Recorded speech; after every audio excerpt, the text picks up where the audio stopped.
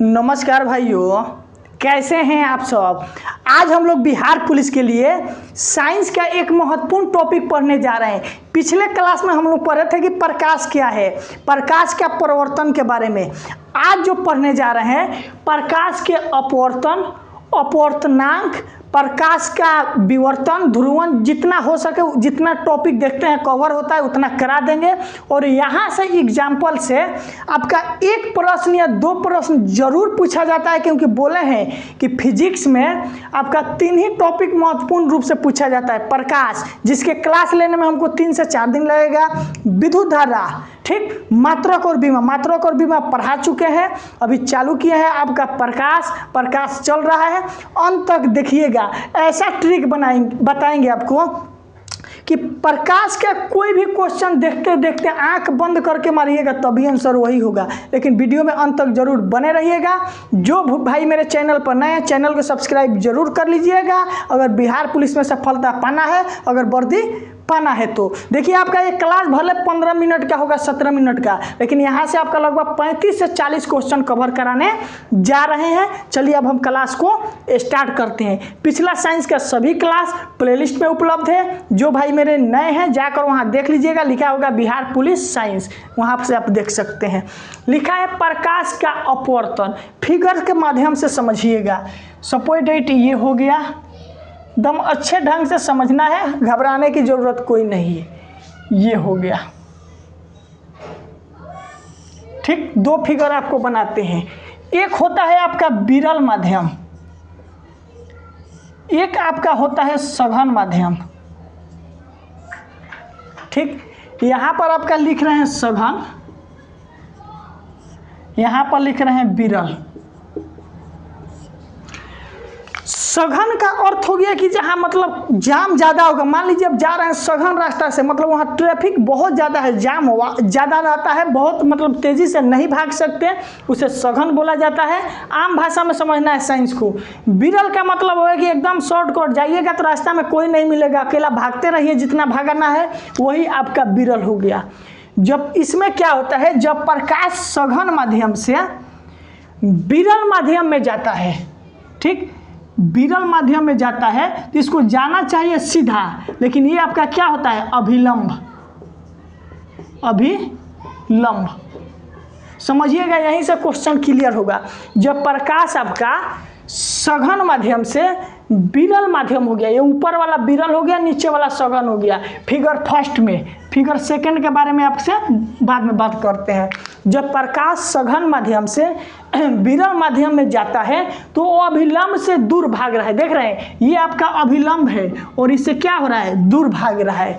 लेकिन वही प्रकाश जब विरल माध्यम से सघन माध्यम में जाता है, वही प्रकाश जब आपका विरल माध्यम से सघन माध्यम में जाता है तो क्या करता है, ये आपका क्या है, अभिलंब। अभिलंब ये क्या करता है कि अभिलंब की ओर झुक जाता है। मान लीजिए आप सघन से मतलब जाम से फाके में जाते हैं बाइक लेकर, तो दूर बाइक एक्सीलरेटर बढ़ाते हैं कि नहीं, यानी तेजी से भागते हैं। वही बोल रहा है कि जब प्रकाश सघन से विरल में जाता है तो अभिलंब से दूर भागता है, एकदम तेजी में भागने की कोशिश करता है। लेकिन वही प्रकाश जब विरल से सघन में आता है, जब विरल से सघन में आता है तो अभिलंब की ओर झुक जाता है, यानी आप इस स्पीड उसका कम हो जाता है। यही आपका क्या कहलाता है, प्रकाश का अपवर्तन। समझ चुके होंगे। जब प्रकाश मतलब घना से फांका के तरफ जाता है तो अभिलंब की ओर झुक जाता है, लेकिन वही प्रकाश जब फांका से घना की ओर, जब प्रकाश फांका से घना की ओर जाता है तो अभिलंब की ओर झुकता है। लेकिन वही प्रकाश जब घना से फांका की ओर जाता है तो अभिलंब से दूर भागने की कोशिश करता है। यही प्रकाश का अपवर्तन कहलाता है, ठीक। अब इसके कौन कौन से प्रश्न पूछा जा सकता है, ध्यान से देखिएगा। जब प्रकाश, क्या पूछेगा, जब प्रकाश, देखिए इसी सबसे क्वेश्चन निकलेगा, इससे सबसे ज़्यादा एग्जाम्पल पूछा जाता है। एग्जाम्पल का ट्रिक बता देंगे, वहाँ से आपका कॉन्सेप्ट क्लियर हो जाएगा। जब प्रकाश सघन से, कहाँ से, सघन से विरल की ओर जाता है, की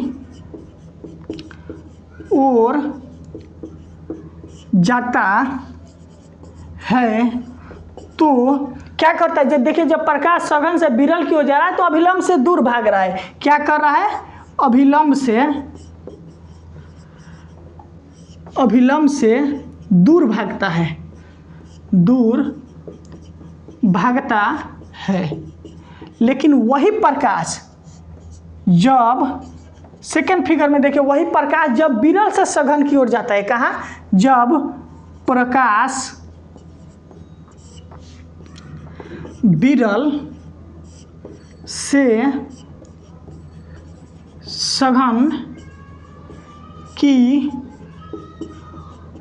ओर जाता है तो वही प्रकाश जब विरल से सघन की ओर जाता है तो अभिलंब की ओर, तो अभिलंब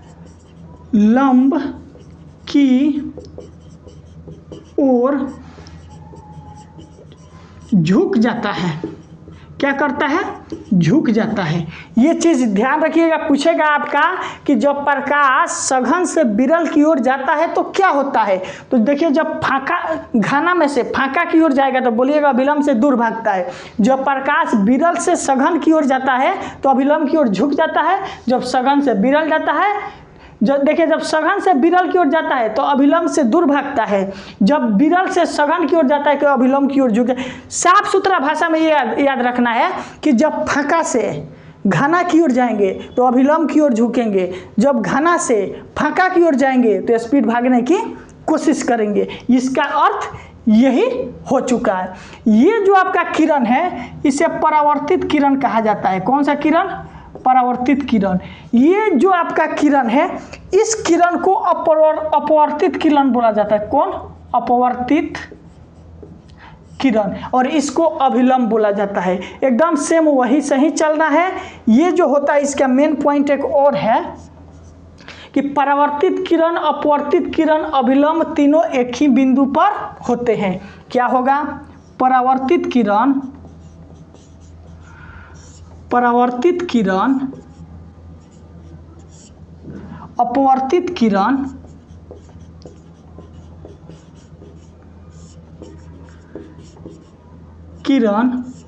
तथा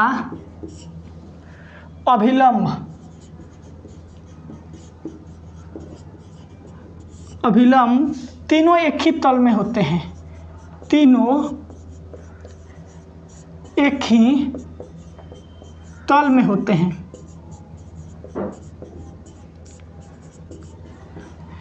परावर्तित किरण, अपवर्तित किरण तथा अभिलंब तीनों आपका एक ही तल में होते हैं। हमको पूरा उम्मीद है कि साइंस आपको बहुत अच्छे से समझ में आ रहा होगा।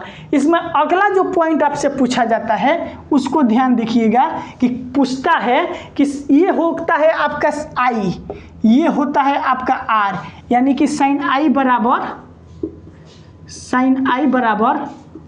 साइन आर होता है।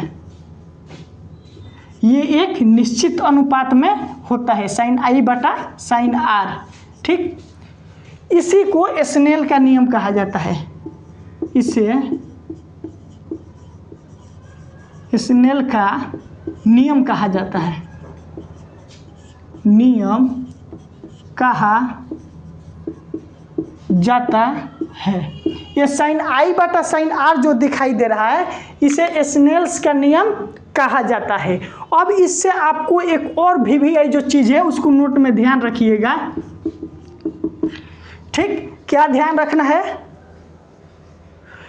कि जब प्रकाश की एक माध्यम से दूसरे माध्यम में जाता है तो उसका आवृत्ति नहीं बदलता है, बाद बाकी जो भी चीज़ है वो बदल जाता है। जब प्रकाश, ये पूछा जाता है, जब प्रकाश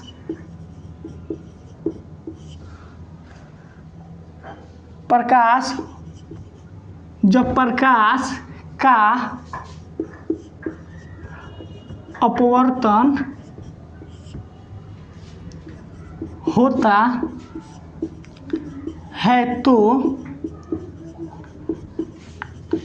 आवृत्ति नहीं बदलती है।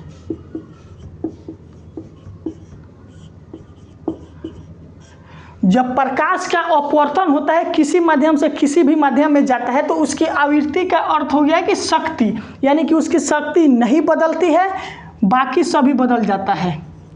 बाकी सभी जैसे कि वेग हो गया, ठीक, आयाम हो गया, तरंगदैर्घ्य हो गया, ETC बदल जाती है।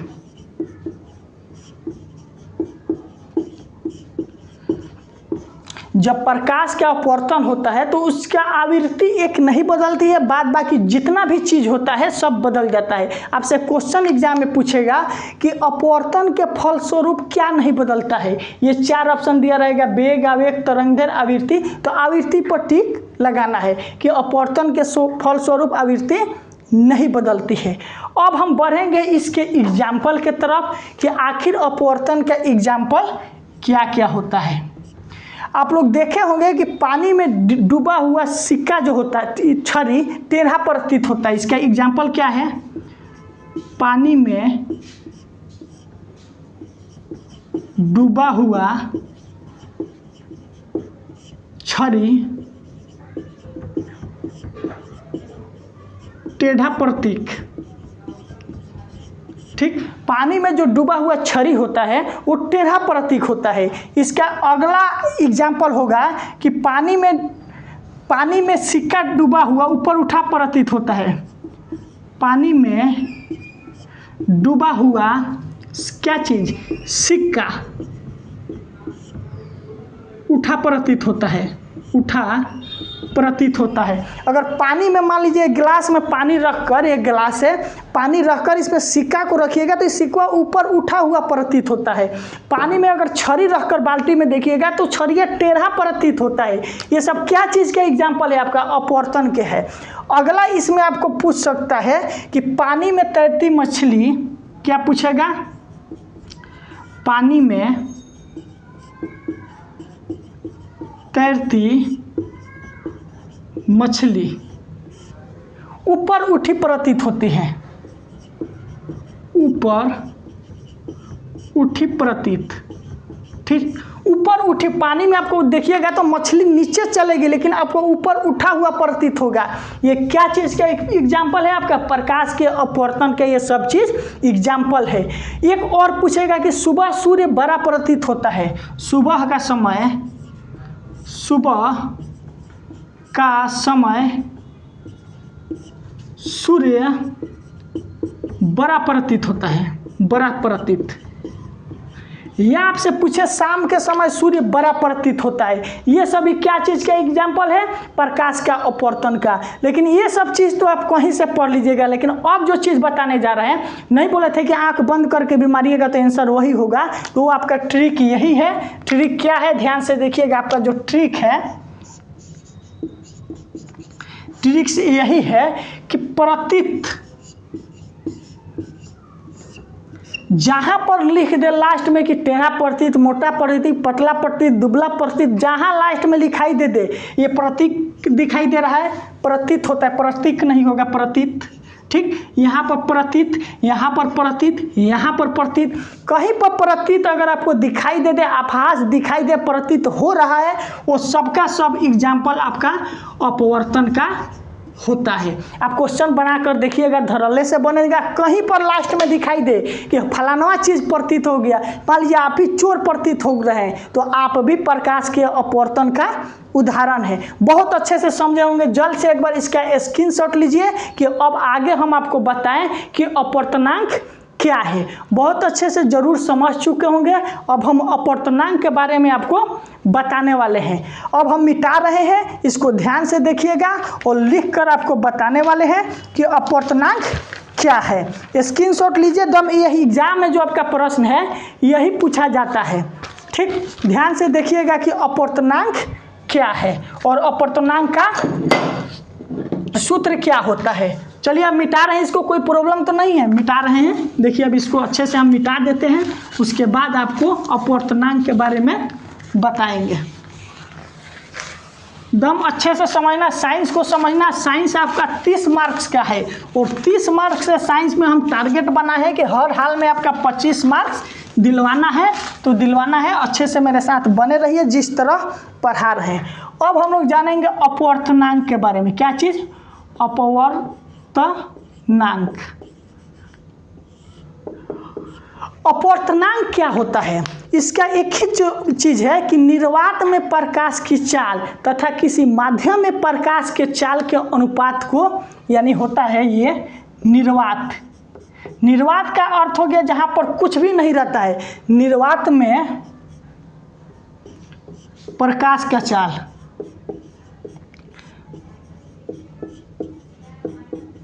प्रकाश का चाल तथा किसी माध्यम में, किसी माध्यम में प्रकाश का चाल। अपवर्तनांक क्या है कि निर्वात में प्रकाश की चाल तथा किसी माध्यम में प्रकाश के चाल के अनुपात को अपवर्तनांक कहते हैं। ये फॉर्मूला पूछा जाता है। निर्वात में प्रकाश की चाल कितना होता है? कल ही बताए हैं, 3 × 10⁸ मीटर प्रति सेकेंड होता है। ठीक, किसी माध्यम में प्रकाश के चाल दिया रहेगा, आपसे पूछेगा कि अपवर्तनांक क्या होगा। इसे न्यूमेरिकल आपका क्वेश्चन भी पूछा जाता है। अब मान लेते हैं कौन कौन सा अपवर्तनांक होता है। एक होता है माध्यम, ठीक, दूसरा है अपवर्तनांक। आपका माध्यम कौन कौन सा है, उसका अपवर्तनांक कितना होता है। निर्वात, निर्वात का क्या अपवर्तनांक होता है, इसको देखना है। ठीक, उसके बाद हवा का देखना है। उसके बाद आपको पानी का देखना है, पानी का अपवर्तनांक कितना होता है। उसके बाद कांच का देखना है। ठीक, उसके बाद हीरा का देखना है। ध्यान से देखना है। निर्वात का अपवर्तनांक जो होता है वो कितना होता है आपका? 0 होता है। मतलब ये माध्यम का अर्थ हो गया, ये 5 माध्यम हो गया, उसका अपवर्तनांक क्या होता है? निर्वात का अपवर्तनांक 0 होता है। इसको याद कर लीजिएगा, ये याद करने वाला चीज़ है। ठीक, हवा का आपका जो अपवर्तनांक होता है 0.008 होता है। पानी का अपवर्तनांक का बात किया जाए तो 1.33 यानी कि आपका 4/3 होता है। ठीक, कांच का अपवर्तनांक का अगर बात किया जाए तो 1.5 होता है, यानी कि इसे हम दूसरे भाषा में 3/2 बोल सकते हैं। हीरे का अपवर्तनांक की बात किया जाए तो 2.42। आपसे क्वेश्चन ये पूछा जाता है कि सबसे अधिक अपवर्तनांक किसका होता है, तो हीरा का होता है। सबसे अधिक अपवर्तनांक, ठीक, किसका होता है, तो आपका हीरा का होता है। क्वेश्चन कैसे पूछेगा? बोलेगा कि पानी किसी माध्यम में प्रकाश की चाल इतना है, या बोलेगा कि पानी में प्रकाश की चाल इतना है, तो उसमें बोलेगा कि पानी का अपवर्तनांक क्या होगा। अगर निर्वात में प्रकाश के चाल आपको पता है तथा माध्यम में प्रकाश के चाल पता है तो इससे संबंधित एक प्रश्न पूछा जाता है। तो न्यूमेरिकल के तरफ नहीं बढ़ना, एक हम न्यूमेरिकल के लिए स्पेशल क्लास लेकर आए हैं। आज कंसेप्ट समझिए। ये बहुत VVI क्वेश्चन है कि हीरे का अपवर्तनांक कितना होता है, 2.42। सबसे अधिक अपवर्तनांक किसका होता है, तो हीरा का होता है। और जो बताए हैं अपवर्तन के लिए जो ट्री कहीं पर प्रतीत होते हुए दिखाई दे वो आपका अपवर्तन का उदाहरण है।